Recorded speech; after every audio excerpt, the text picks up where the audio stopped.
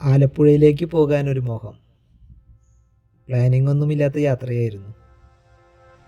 ആദ്യം അമ്പലപ്പുഴ ഉണ്ണിക്കണ്ണനെ ഒന്ന് കാണാൻ പോയി. കണ്ണു നിറച്ച് കണ്ടു. അമ്പലത്തെ പറ്റി പിന്നെ പറയേണ്ട കാര്യമില്ലല്ലോ. അതിനുശേഷം നേരെ ആലപ്പുഴ ബോട്ട് ജെട്ടിയിലേക്ക്. കൃത്യം 10:45 കേരള ഗവൺമെൻറ്റിൻ്റെ സി കുട്ടനാട് എന്ന് പറയുന്ന ബോട്ടുണ്ട്. ഒരാൾക്ക് 23 രൂപയാണ് ടിക്കറ്റ് ചാർജ്.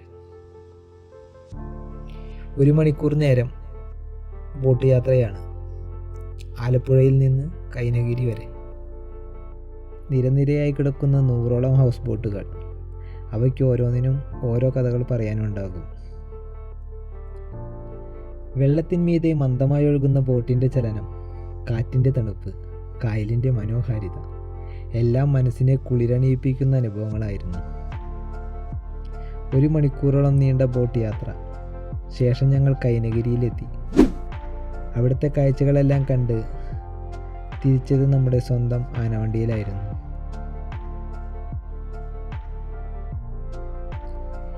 ഭക്ഷണശേഷം ഞങ്ങൾ ബോട്ട് ജെട്ടിയിൽ നിന്ന് 3 കിലോമീറ്റർ മാത്രം അകലെയുള്ള ലൈറ്റ് ഹൗസിലേക്ക് യാത്ര തിരിച്ചു. ലൈറ്റ് ഹൗസ് 2 മണിക്കാണ് ഓപ്പൺ ആവുക.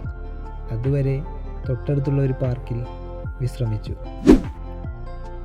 ലൈറ്റ് ഹൗസിൽ ടിക്കറ്റിന് ഒരാൾക്ക് 20 രൂപയും മൊബൈൽ ഫോട്ടോഗ്രാഫിക്ക് 10 രൂപയുമാണ് ഈടാക്കുന്നത്.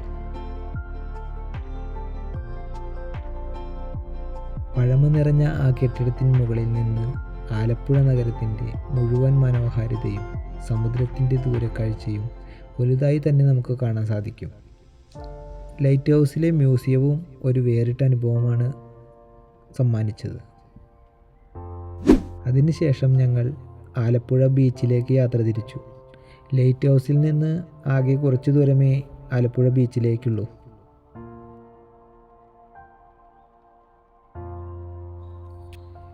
ചില യാത്രകളെ മനോഹരമാക്കുന്നത് സ്ഥലങ്ങളല്ല, കൂടെയുള്ള ചില മനുഷ്യരാണ്. ഇത് ഞാൻ പറഞ്ഞ വാക്കുകളല്ല കേട്ടോ, ആരോ പറഞ്ഞു പോയ വാക്കുകൾ. അതിൽ ശരിയുണ്ടെന്ന് തോന്നി, അതിനാൽ അത് കടമെടുത്തു എന്ന് മാത്രം.